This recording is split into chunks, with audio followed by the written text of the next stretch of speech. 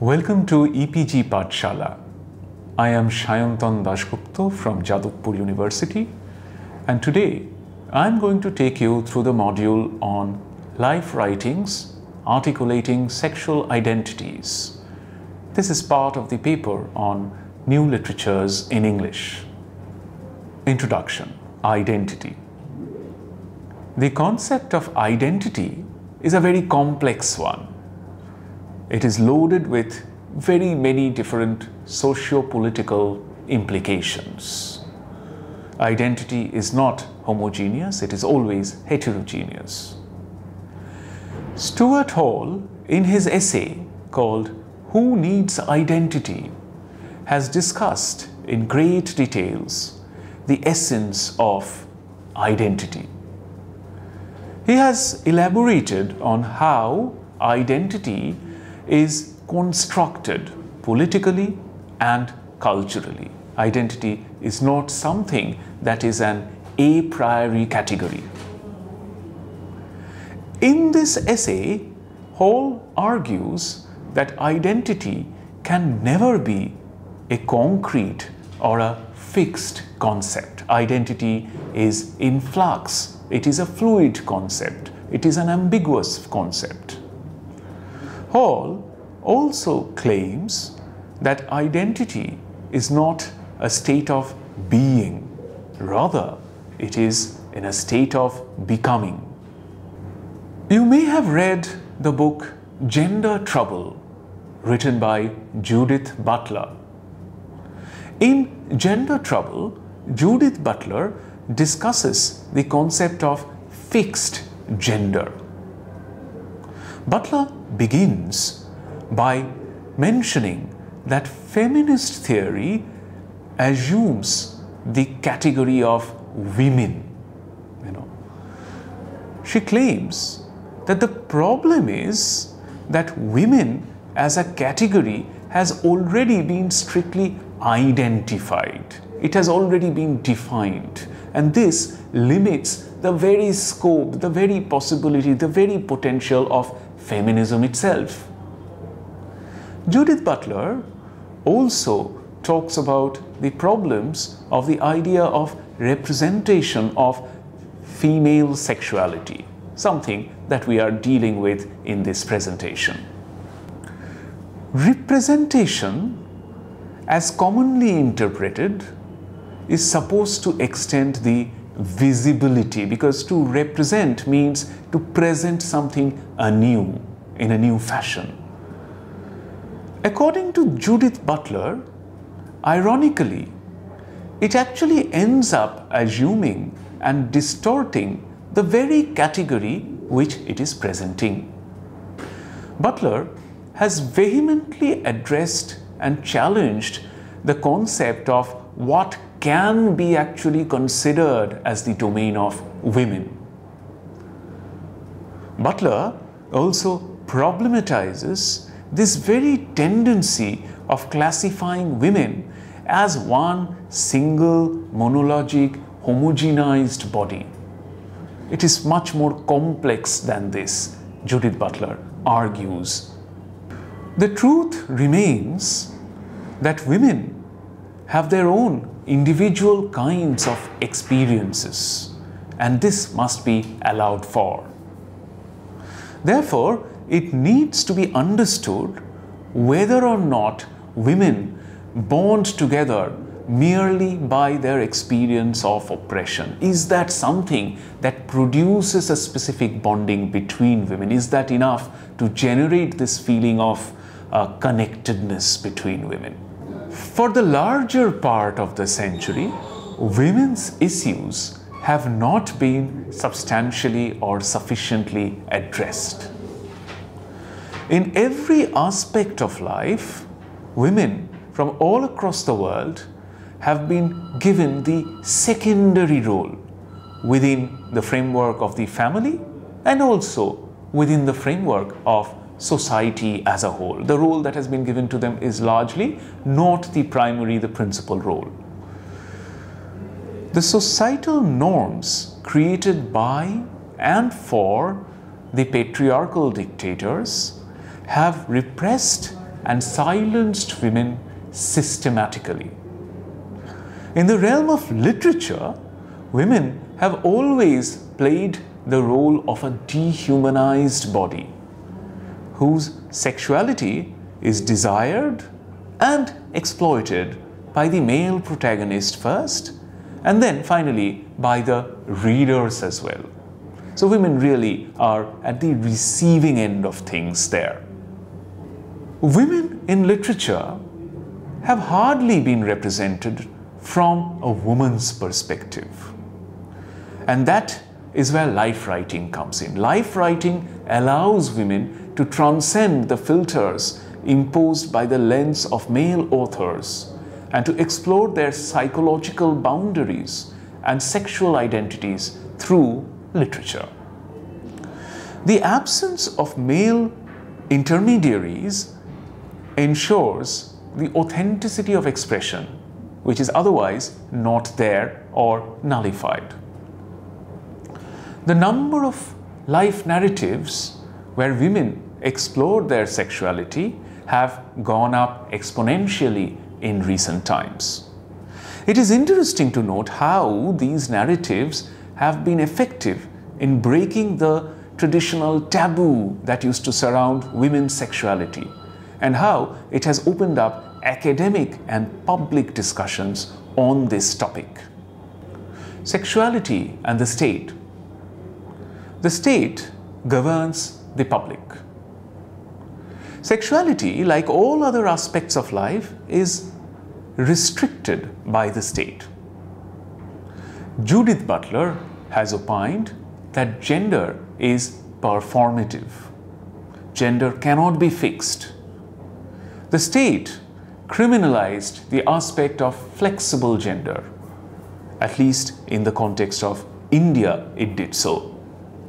Feminist scholars have opined that sex is biological, whereas gender is culturally constructed. A female child is culturally imposed to inculcate the ideals of femininity.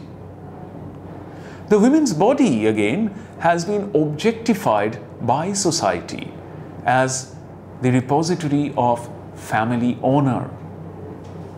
Pleasure is almost never associated with female sexuality. Feminist critics and authors have been vehemently writing against such stereotyping. Men and sexuality. Likewise, society expects men to reflect their masculine self in every aspect of their social and personal life. Society has developed a phobia of sorts to witnessing anything outside accepted normativity. Any behavior outside the established boundaries leads to stigmatization and ostracism.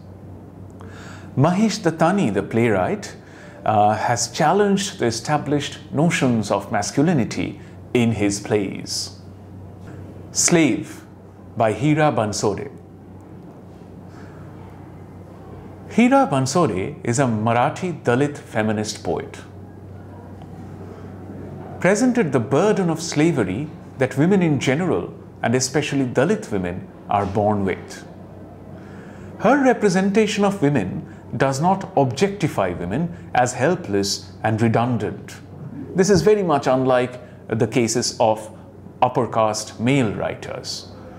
Slave is the central metaphor of the poem. Hira has pointed out how women are mere shadows without any life of their own. She has made extensive references to mythology as well. By referring to characters such as Sita, Ahalya, and Draupadi, the author has pointed out that unnecessary glorification has been tactically used by the patriarchal society to set imagined notions of standardized norms. This unnecessary sanctification has been used against women to restrict and regulate their freedom. I quote, "In that country where women are still slave, unquote.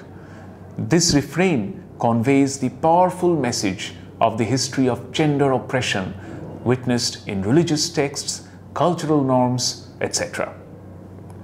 Bansore's poem is an apt example for understanding the multiple layers of oppression that a Dalit woman has to endure in her life. The Autobiography of a Sex Worker by Nalini Jamila. Nalini Jamila's autobiography has stirred the entire literary circle as well as the reading public. Nalini Jamila, in her narrative, has refrained herself from being the victim. She has rather claimed a coexistence in a parallel society without being integrated within the mainstream. Through her narrative, she challenges the society that stigmatizes the sex worker. But it has to be noted here that Nalini Jamila primarily did not have the agency to write for herself. She had to trust her writer friend who wrote the autobiography for her initially. But Nalini Jamila was unhappy with the outcome, and that is why she then came out with the second publication. Moreover, this book has been read widely in English, although it was originally written in Malayalam. She did not have the agency to write in English and had to trust the translator. In this case, these criticisms lead to the question of representation and highlights the problem of authenticity in such cases. In the autobiography, the theme of the commodification of the female body becomes very prominent. Nalini Jamila's first-person narrative has poignantly conveyed the message that women are merely treated as a mass of flesh devoid of human qualities. Nalini Jamila, in her narrative, has claimed that though she had to opt for the profession of the sex trade because of extreme poverty, after a point of time, she chose to be a sex worker rather than having to play the submissive role of the obedient wife. Brick Lane by Monica Ali. Monica Ali's celebrated novel Brick Lane was published in 2003. The novel centers around Nazneen, the protagonist, who has migrated from Bangladesh to London after her marriage. She is portrayed as the typical Muslim woman who is accepted to remain under the shadows of her dominant husband. Ali, interestingly, has presented the character of Nazneen and her sister Hasina as reflecting the binary of good and bad woman respectively. Nazneen was married off to the man her father chose for her. After her marriage, she has dutifully played the role of an obedient wife and a caring mother. In contrast to this, Hasina has always made her own destiny, chosen her own partner, and lived her life on her own terms. In the letters that were exchanged between the sisters, Hasina has spoken about her sexual desire, a taboo for Nazneen, symbolically a Muslim woman. The novel takes an interesting turn when Nazneen has an extramarital affair with another man of the same community. By the end of the novel, Nazneen rediscovers her identity, refuses to accompany her husband to Bangladesh, and frees herself from the shadow of another man, her boyfriend.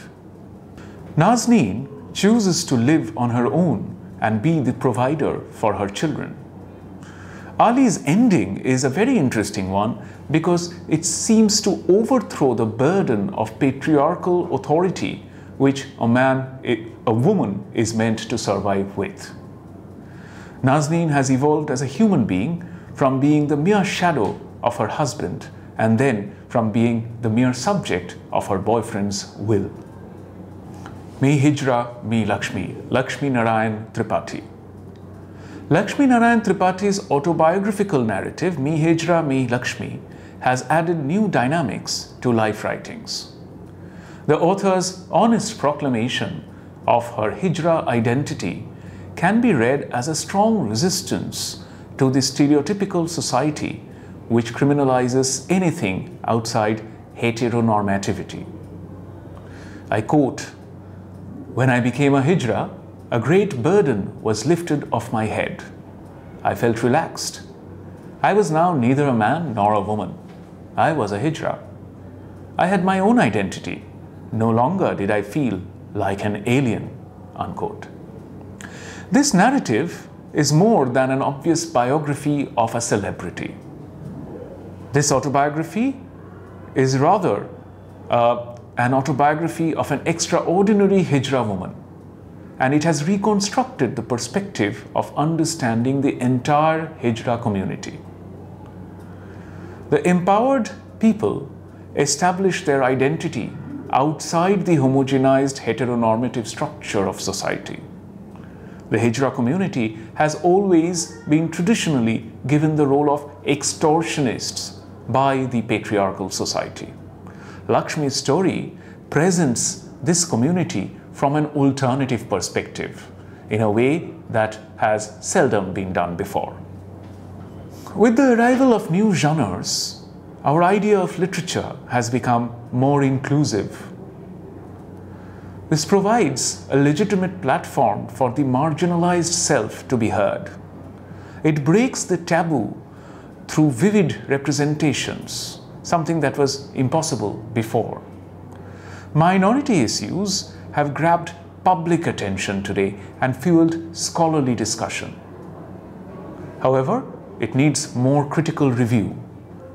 And the politics of representation still exists even today. That is something we need to remember. Language has been framed by and for the upper caste, privileged patriarchal society. The role of language needs to be further reviewed and revised. Michel Foucault had mentioned politics and sexuality as being two areas of black squares. These are areas that society seems to shy away from.